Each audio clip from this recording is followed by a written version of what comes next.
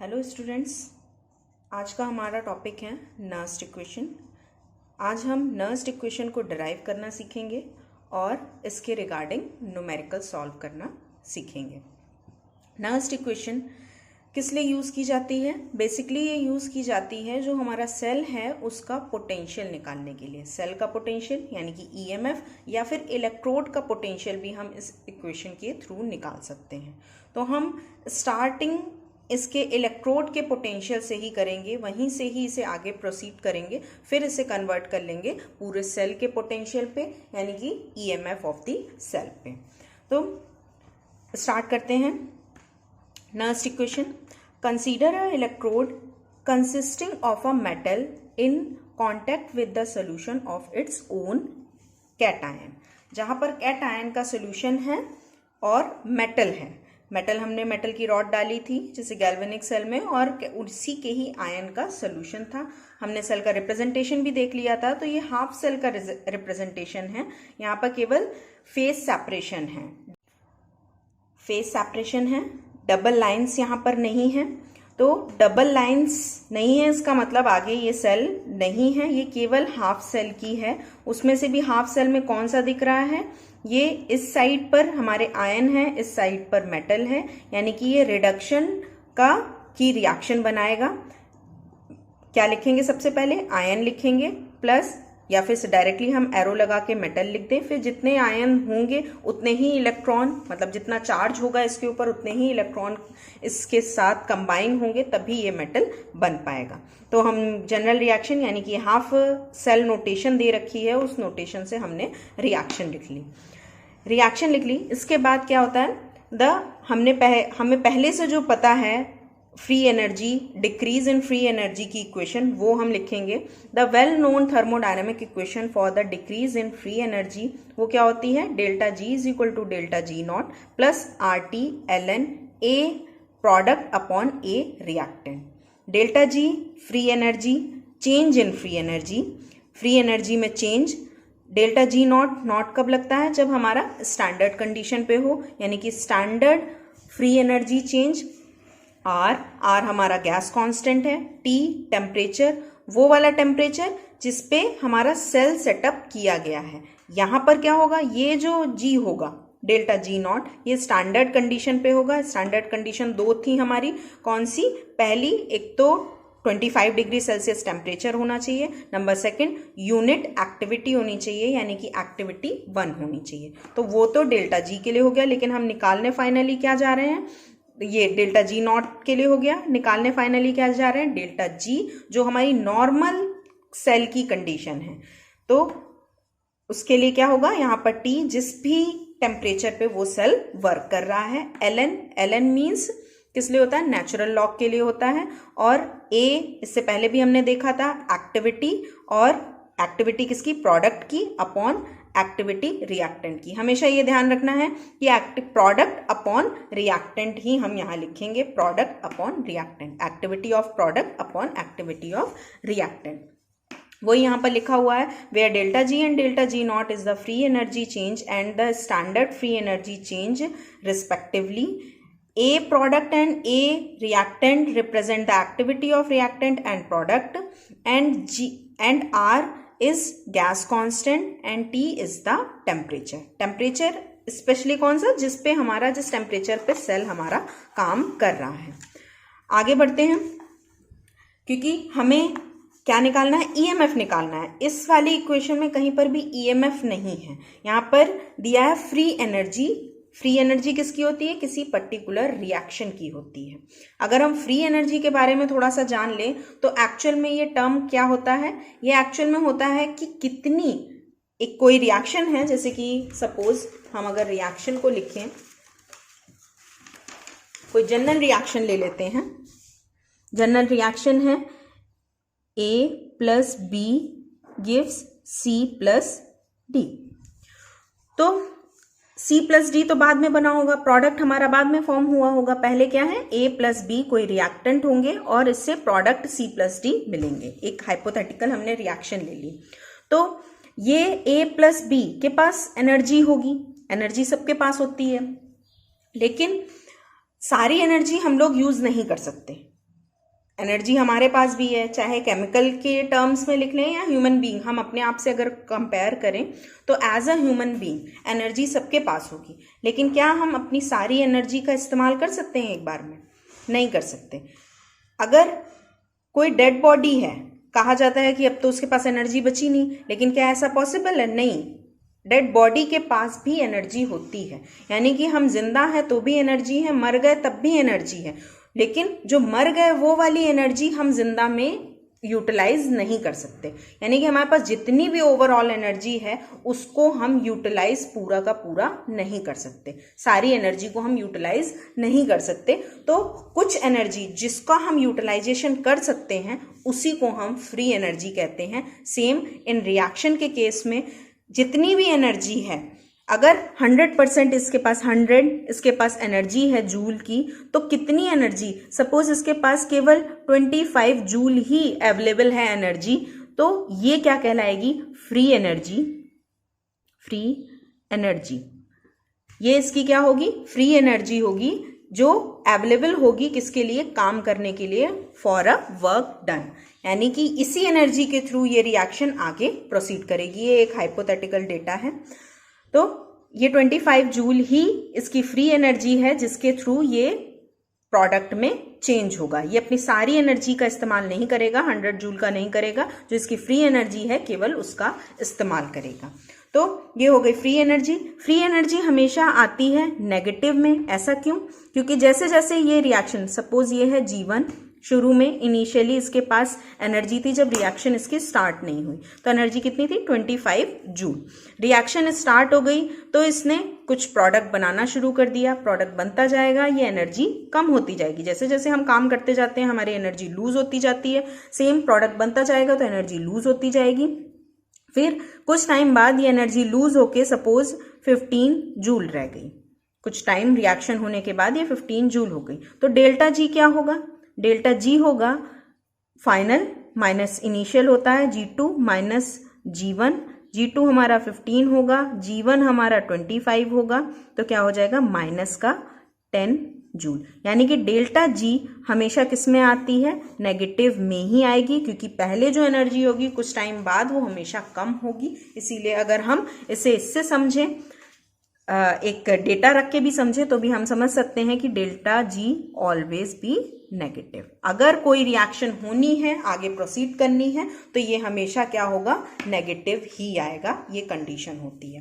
खैर, हम वापस आते हैं नर्स्ट इक्वेशन में। तो डेल्टा जी क्या होती है? एक रिएक्शन के लिए होती है फ्री एनर्जी। ये स्टैंडर्ड कंडीशन के लिए हो गई। हमें चेंज करना है, हमें चाहिए सेल पोटेंशियल। तो सेल का पोटेंशियल या इलेक्ट्रोड का पोटेंशियल, तो हमें केमिकल एनर्जी को इलेक्ट्रिकल एनर्जी में चेंज करना पड़ेगा। वो रिलेशन क्या होती है हमें यहाँ ड्राइव करने की ये जरूरत नहीं है, ये अलग अलग से पूछा जाता है जो आपके सिलेबस में मेंशन नहीं है। तो since we know the relation between electrical energy and chemical energy, ये हमें पहले से ही पता है कि delta G is equal to क्या होता है? माइनस का NFE, या फिर स्टैंडर्ड कंडीशन में लिखें तो delta G naught is equal to minus का NFE naught. Delta G chemical energy change in chemical energy is equal to minus N क्या होता है? Number of electron. जो हमारी रिएक्शन हो रही है उसमें कितने इलेक्ट्रॉन इन्वॉल्व हो रहे हैं वो N रिप्रेजेंट करता है। F हमारा होता है फेराडे ऑफ इलेक्ट्रिसिटी या कहते हैं इसे फेराडे कांस्टेंट। E क्या है? EMF या फिर इलेक्ट्रोड पोटेंशियल। सेल के लिए यूज करेंगे तो EMF, और इलेक्ट्रोड के लिए यूज कर रहे हैं तो इलेक्ट्रोड, यानी कि या तो वो ऑक्सीडेशन का इलेक्ट्रोड होगा या रिडक्शन का होगा। ऑलराइट, तो ये जनरल हो गया। आगे ये स्टैंडर्ड कंडीशन के लिए, स्टैंडर्ड फेराडे तो कांस्टेंट है, जो भी रिएक्शन में इलेक्ट्रॉन इन्वॉल्व हो रहे होंगे वो तो उतने ही हो रहे होंगे। स्टैंडर्ड कंडीशन में क्या फर्क पड़ता है? केवल केमिकल चेंज और इलेक्ट्रिकल एनर्जी पे चेंज पड़ता है, तो इसीलिए इनके ऊपर नॉट लगा है, बाकी चीजें कांस्टेंट हैं। वही यहाँ पर लिखा हुआ है, here N is the number of electrons, F is Faraday of electricity जिसकी वैल्यू दे रखी है, एंड E नॉट। E और E नॉट क्या है? Are electrode potential under operating condition and standard condition respectively. ये वाला ई क्या है? ऑपरेटिंग कंडीशन, जिसके लिए आपका टेम्परेचर अलग हो सकता है, आपकी मोलर कंसंट्रेशन अलग हो सकता है, लेकिन ई नॉट हमारी स्टैंडर्ड कंडीशन है जिसके लिए फिक्स है। हमने पहले भी वीडियो में देखा था, इसके रिगार्डिंग जो वीडियो हमारे हैं, जो लेक्चर हैं, उसके लिंक आपको डिस्क्रिप्शन में मिल जाएंगे, आप दोबारा से उसे देख सकते हैं। तो ई और ई नॉट जो हमारा स्टैंडर्ड कंडीशन है, स्टैंडर्ड कंडीशन यानी कि 1 मोलर या 1 एक्टिविटी होनी चाहिए और 25 डिग्री सेल्सियस पे होना चाहिए।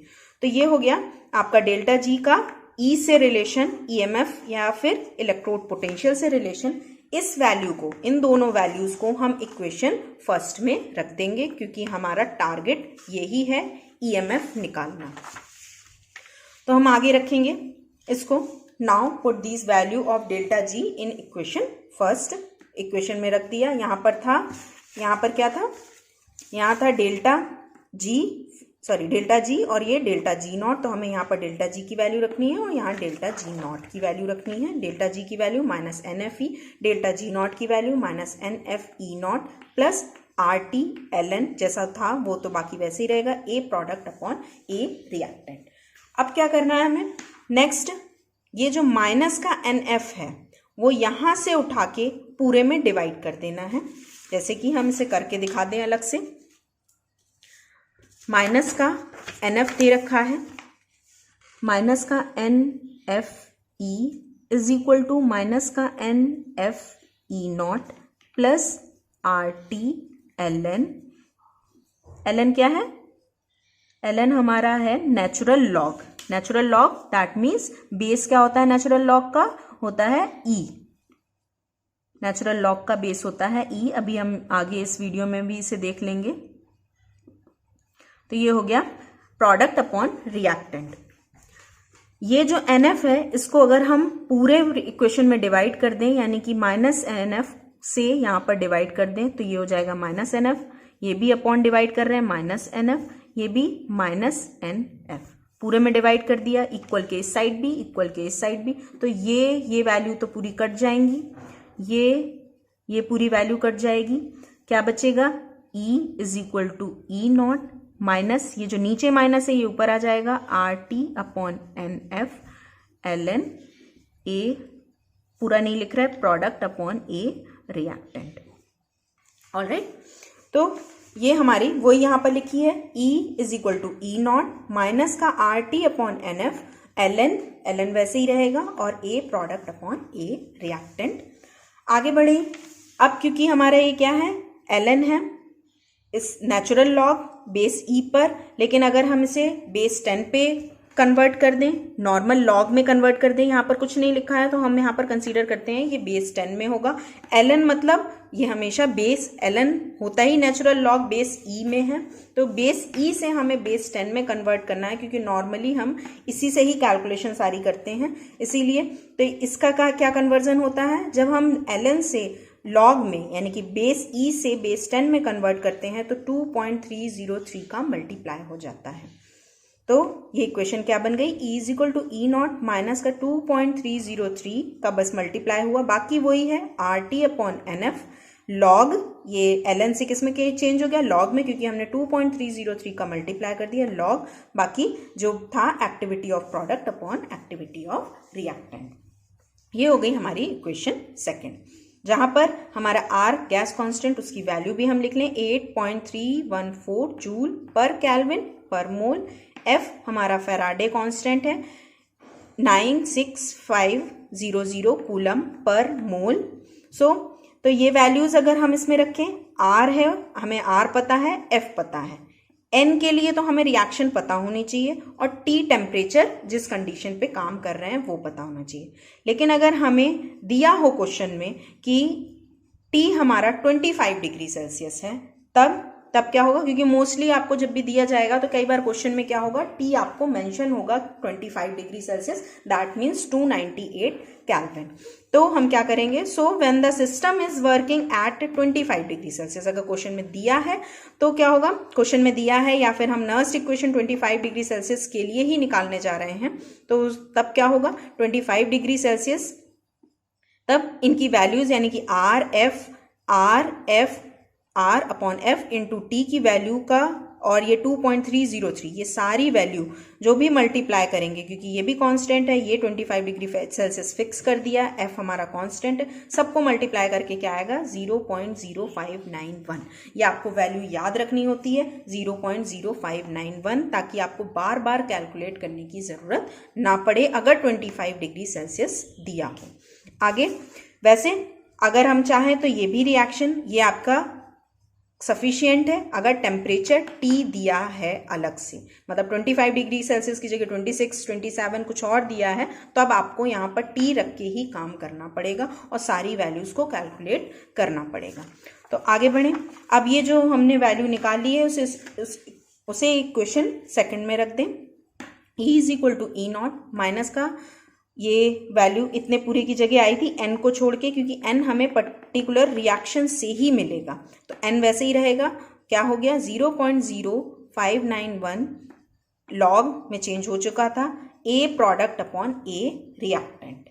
अब नॉर्मली A मतलब एक्टिविटी, हमें एक्टिविटी तो नहीं दी जाती है, क्वेश्चंस में हमें एक्टिविटी नहीं मिलती है, सोल्यूशन के फॉर्म में हमने रखा हुआ है, हमारा जो इलेक्ट्रोलाइट है वो सोल्यूशन है, तो सोल्यूशन के लिए हमें क्या चाहिए कंसंट्रेशन चाहिए, हमें एक सोल्यूशन का हमेशा कंसंट्रेशन दिया जाता है, तो कंसंट्रेशन के टर्म में इसे चेंज करना पड़ेगा, क्योंकि हम जो अपना इलेक्ट्रोलाइट भरते हैं, जो हमने कंटेनर लिया है, जो हम सेल बनाने जा रहे हैं, वो डाइल्यूट होता है, बहुत कंसंट्रेटेड नहीं होता, तो डाइल्यूट सोल्यूशन के लिए एक्टिविटी हम उसे मोलर कंसंट्रेशन से ही रिप्लेस कर सकते हैं। For a dilute solution the activity may be replaced by molar concentration, यानी कि डाइल्यूट सोल्यूशन के लिए हमारी जो एक्टिविटी होगी वो ही क्या होगी मोलर कंसंट्रेशन होगी, या इसे ऐसे लिख सकते हैं कि 1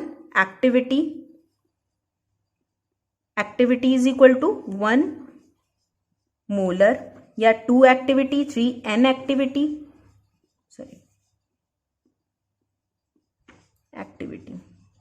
n activity is equal to क्या हो जाएगी n मोलर।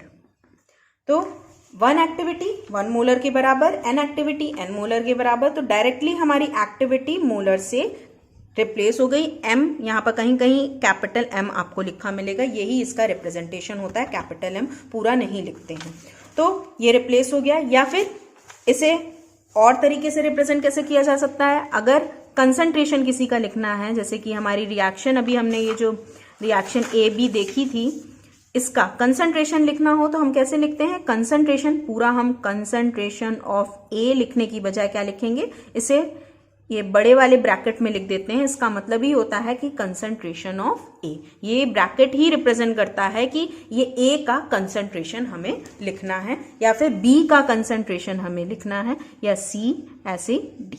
ओके, तो आगे हम इसमें लिखें तो कंसंट्रेशन से हम रिप्लेस कर सकते हैं, तो E is equal to E naught minus 0.0591 upon N log m product, ये जो प्रोडक्ट है, अपॉन n रिएक्टेंट, प्रोडक्ट जो था A प्रोडक्ट यानी कि एक्टिविटी ऑफ प्रोडक्ट, क्योंकि हमने उसे मोलर कंसंट्रेशन में चेंज कर दिया है, तो ये हमारी क्या हो गई, ये हमारा प्रोडक्ट में क्या था मेटल था, और रिएक्टेंट में हमारा आयन था, इसीलिए हमारा क्या है प्रोडक्ट में मेटल सॉलिड में उसकी कंसंट्रेशन, आयन एक्वस में उसकी कंसंट्रेशन।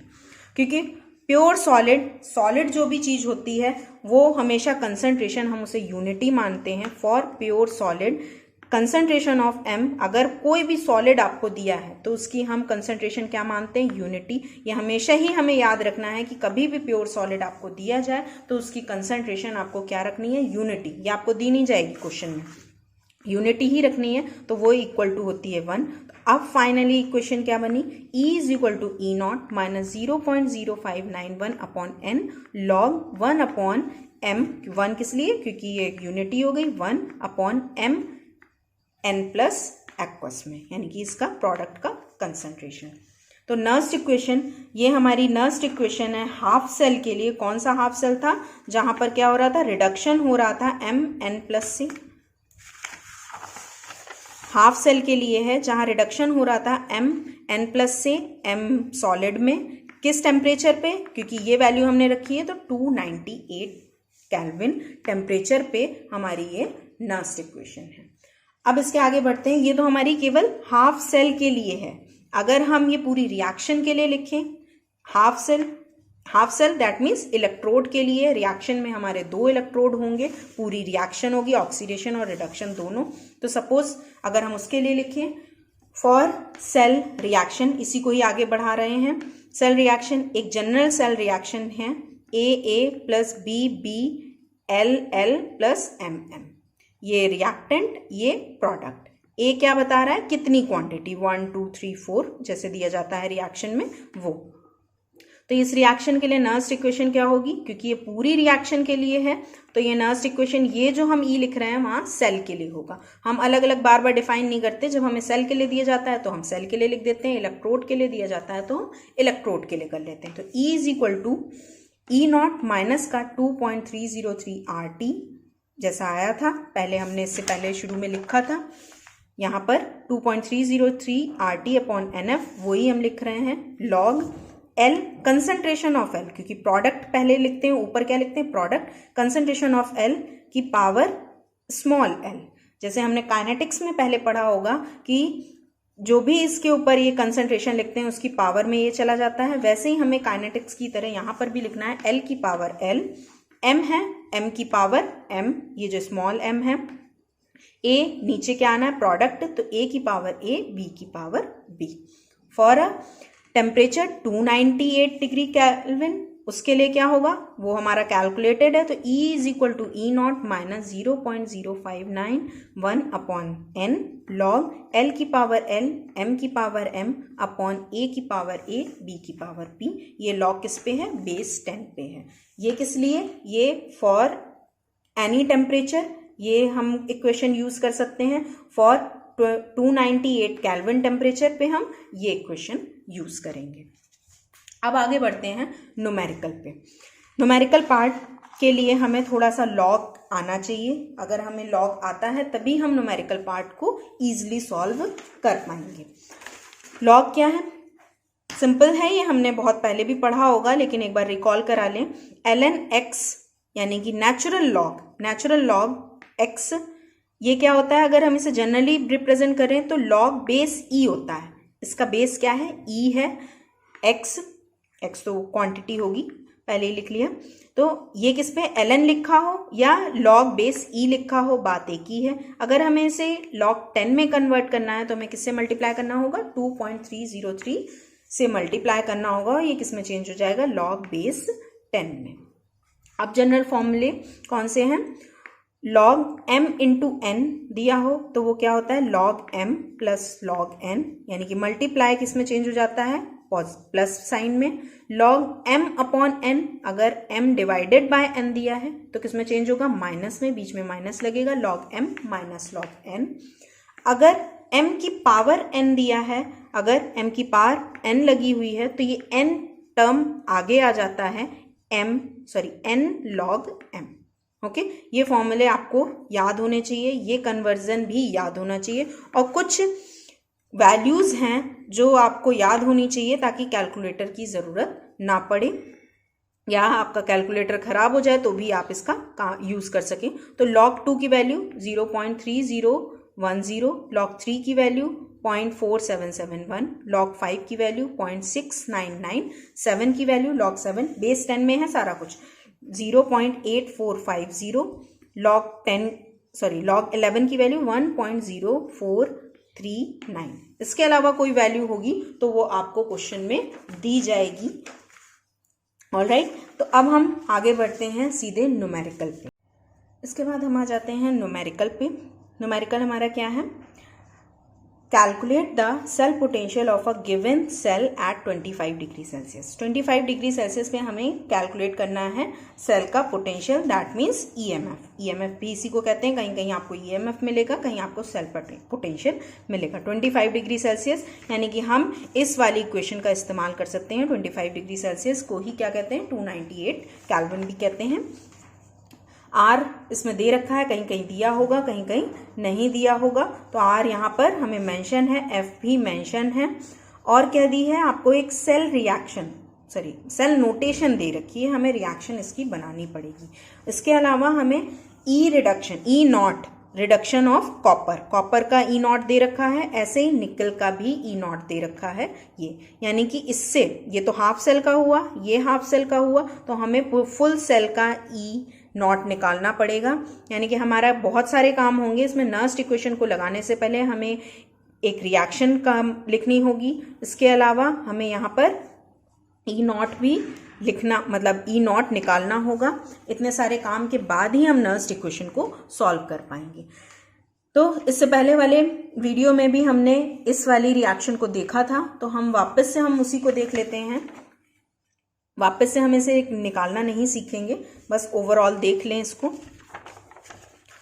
क्या है। ये आपकी रिएक्शन थी, एनोड इस साइड एनोड है, इस साइड कैथोड। जैसा नोटेशन में हमने पहले पढ़ा था, ये एनोड के लिए होता है, ये कैथोड के लिए होता है। तो एनोड पर क्या होता है, ऑक्सीडेशन, तो हम ऑक्सीडेशन के ही फॉर्म में से लिखें। निकल से क्या बन रहा है, निकल 2+ आयन में कन्वर्ट हो रहा है और +2 इलेक्ट्रॉन। इसे बैलेंस करने के लिए यहाँ इलेक्ट्रॉन नहीं दिए जाएंगे, यहाँ आपको इलेक्ट्रॉन अपने आप ही समझने होंगे कि 2 चार्ज आ रहा है तो 2 इलेक्ट्रॉन ही निकल रहे होंगे। सिमिलरली यहाँ पर क्या है, cathode, cathode +2 electron gives copper metal. इन दोनों को ये हाफ सेल की रिएक्शंस को ऐड कर देंगे, निकल प्लस कॉपर। यहाँ 2 इलेक्ट्रॉन है, इस साइड 2 इलेक्ट्रॉन है, दोनों कैंसिल हो जाएंगे, तो 2 इलेक्ट्रॉन कैंसिल हो गए। फुल रिएक्शन अगर लिखें तो निकल और यहाँ कॉपर बचा, यहाँ निकल आयन बचा और कॉपर मेटल बचा। क्योंकि हमें रिएक्शन, तो हमें रिएक्शन यहाँ मिल गई, हम दोबारा से नहीं लिख रहे हैं यहाँ पर, क्योंकि इस वाले न्यूमेरिकल में आपको यहीं साथ ही साथ निकल की कंसंट्रेशन भी दी है। यहाँ पर कॉपर आयन की कंसंट्रेशन दे रखी है, निकल की और कॉपर आयन की कंसंट्रेशन है जो हमने यहाँ पर लिख ली है। क्या है, निकल की कंसंट्रेशन और कॉपर आयन की कंसंट्रेशन मेंशन है यहीं पर ही। अब इसके अलावा यानी कि आपको पहले तो इतना काम करना होगा। यहाँ पर नेक्स्ट सेल नोटेशन से रिएक्शन लिखेंगे, कंसंट्रेशन निकाल लेंगे। नेक्स्ट आपको यहाँ पर क्या निकालना होगा, ई नॉट निकालना होगा, ई सेल।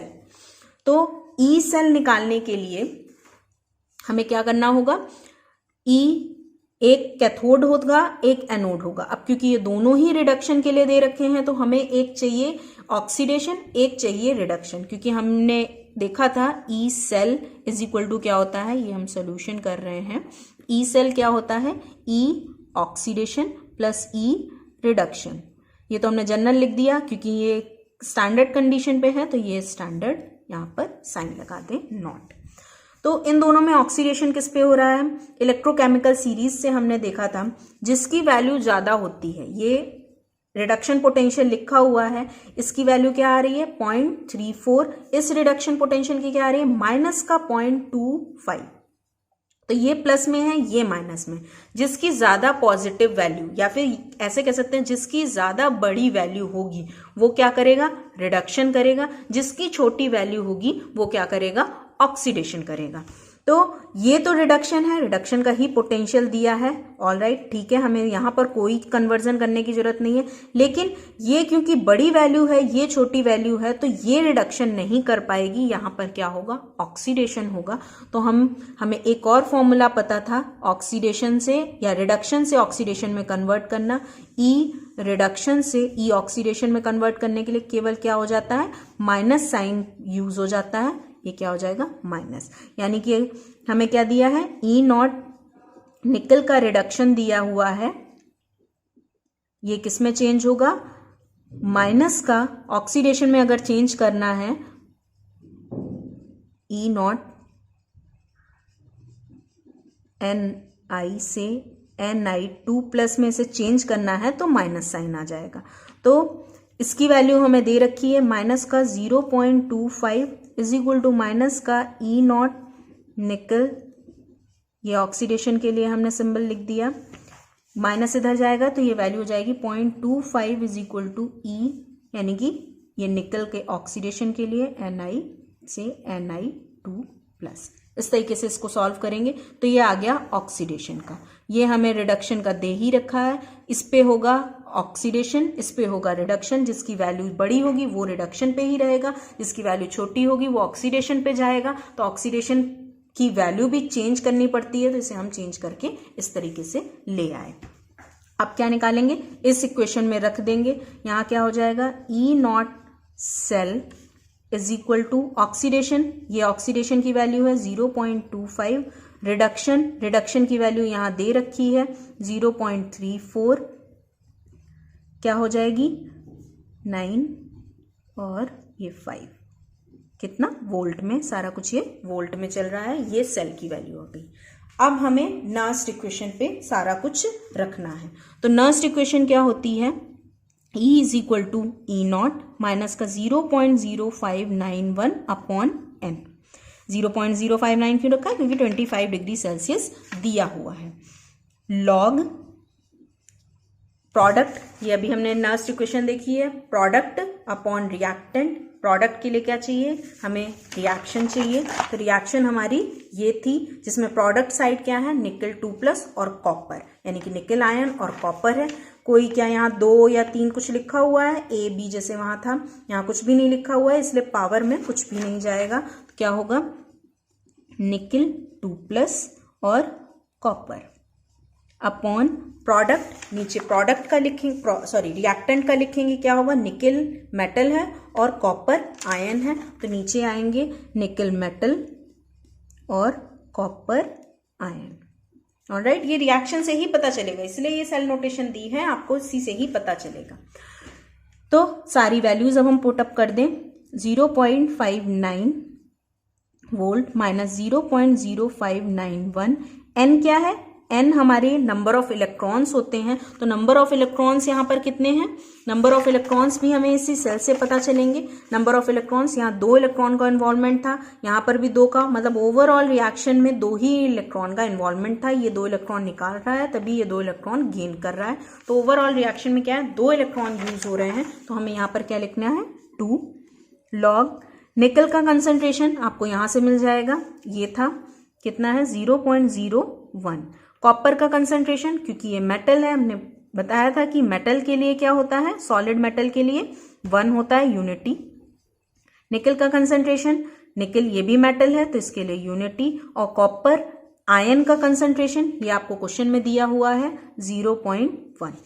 अब हम इसको सॉल्व कर लेंगे, केवल 0.59 माइनस 0.0591 अपॉन 2 लॉग 0.01 अपॉन 0.1, ये पॉइंट हटाएंगे 10 हो जाएगा, यानी कि 0.59 माइनस 0.0591 अपॉन 2 लॉग 1 अपॉन 10।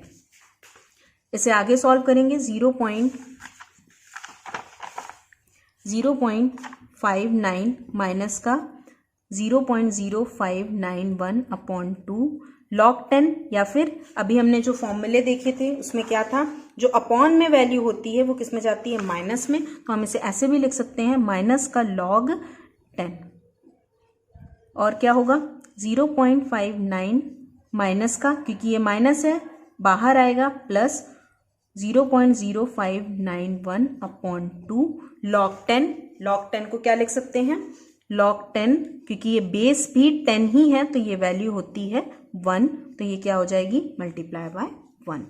इसे डिव करेंगे तो 0.59 प्लस ये डिवाइड किया तो 0.0295, इन दोनों को ऐड करेंगे, आगे क्या होगा, ऐड करेंगे, यहाँ 5, यहाँ 9, 11, 6, ये आपकी इतने वोल्ट क्या आएगी, सेल का EMF, सेल पोटेंशियल।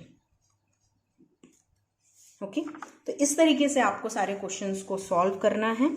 आगे इससे रिगार्डिंग सेल नोटेशन या फिर और भी कोई चीज़ है वो आपकी डिस्क्रिप्शन में है, जो आपने इस वीडियो में नहीं देखी है, पहले वीडियो में देख चुके हैं, उसके लिंक आपको डिस्क्रिप्शन में मिल जाएंगे।